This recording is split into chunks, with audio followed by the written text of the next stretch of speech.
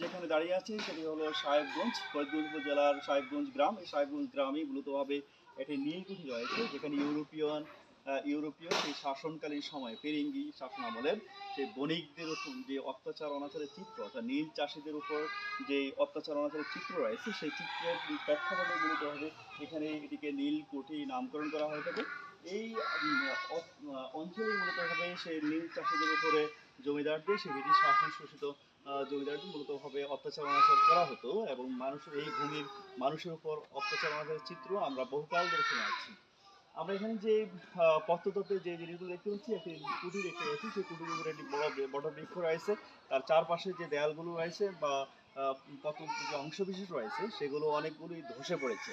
ধসে পড়ার কারণেই মূলতভাবে যে পর্যটন এরিয়া হয়ে ওঠার যে চিন্তা ভাবনা, সেটা অনেকটা এখানে দেখা যাচ্ছে না। কিন্তু এটিকে যদি অত্যন্ত যত্ন সহকারে পর্যটন এরিয়ার জন্য নির্ধারণ করা হয় এবং প্রশাসনিকভাবে যদি এটি পদক্ষেপ গ্রহণ করা হয়, তাহলে দীর্ঘদিন হয়তো এটি সচল রাখা যাবে। অর্থাৎ মানুষের জানার জন্য এবং ঐতিহাসিকভাবে যে বিষয়টি রয়েছে, এখানে কি হয়েছিল বা কি ঘটনা এর পেছনে রয়েছে, সেই বিষয়গুলো সম্পর্কে মানুষ জানতে পারে। এখানে আমরা নীলকুঠির আশেপাশে যে ছোট ছোট প্রত্নতাত্ত্বিক বিষয়গুলো রয়েছে, সেই বিষয়গুলো দেখে আমি মূলতভাবে প্রথমে জেনেছি। জানার পর আমার মনে হলো যে প্রত্নতত্ত্ব নিয়ে দীর্ঘদিনই আমি কাজ করছি, এবং সেটি একটি বই আকারে প্রকাশ করার জন্য ইচ্ছা পোষণ করেছি। সেই হিসেবেই মূলত এই নীলকুঠি দেখার ইচ্ছা আমার বহুদিনের ছিল। সেই জন্য আমি এখানে আসলাম। আসার পর যে বিষয়টা দেখলাম, এখানে পর্যটন এরিয়া হয়ে ওঠার ক্ষেত্রে যে বিষয়গুলো দরকার, সেগুলো একেবারেই নেই, এবং অত্যন্ত অযত্ন অবহেলাই মূলতভাবে এটি রয়েছে।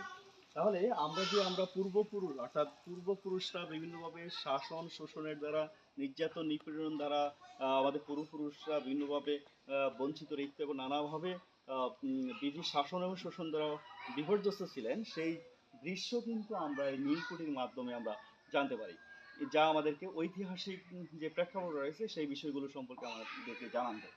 আমরা যদি নীলকুঠির সেই ভিতরের অংশ দেখি, ভিতরের অংশে কিন্তু একটি সুড়ঙ্গ পথ। এই সুড়ঙ্গ পথের ভিতরেই কিন্তু প্রবেশ করা খুবই দুরূহ ব্যাপার। অর্থাৎ মনে হচ্ছে যেন একবারেই নির্জন একটি গহীনের মধ্যে প্রবেশ করছি। এই প্রবেশ করা খুবই কঠিন এবং দুর্বোধ্য, তারপরে প্রবেশ করতে হচ্ছে। আমরা যে সময়টাতে এখন প্রবেশ করছি, সেই সময়টা হলো একেবারেই বদরি লগ্ন, অর্থাৎ সূর্য অস্ত যাচ্ছে প্রায়। এই অস্ত্রকালীন সময়ে আমরা মূলত ভিতরের দিকে প্রবেশ করছি, ধীরে ধীরে প্রবেশের চেষ্টা করছি। আমার সাথে আছেন আমার colleague Ashraf sir. Ashraf sir অত্যন্ত নিখুঁতভাবেই বিষয়গুলো নিরীক্ষণ করছেন। পাশাপাশি আমরা নীলকুঠি বিষয়গুলো দেখানোর চেষ্টা করব এবং সেই বিষয়গুলো আমরা জানানোর চেষ্টা করব। এগুলো জানান দেওয়া আমাদের জন্য আসলে যে ঐতিহাসিক যে প্রেক্ষাপট, ঐতিহাসিক বিষয় এর প্রেক্ষাপট সম্পর্কে আমরা প্রত্নতাত্ত্বিক গবেষণা যেখানে যেখানে রয়েছে, সেই বিষয়গুলো থেকে আমরা অনেক কিছু জানতে পারি। কিন্তু জানার সীমাবদ্ধতা হলো বাস্তবতা, অর্থাৎ বাস্তবতার যে দৃশ্য, সেই দৃশ্যগুলো না দেখলে আসলে বোঝা খুব মুশকিল। আসলে কথা বলাও খুব কঠিন হয়ে যাচ্ছে, কারণ ভেতরে প্রবেশ করা এবং কথা বলা দুটো একসাথে চালিয়ে যাওয়া খুবই কঠিন কাজ।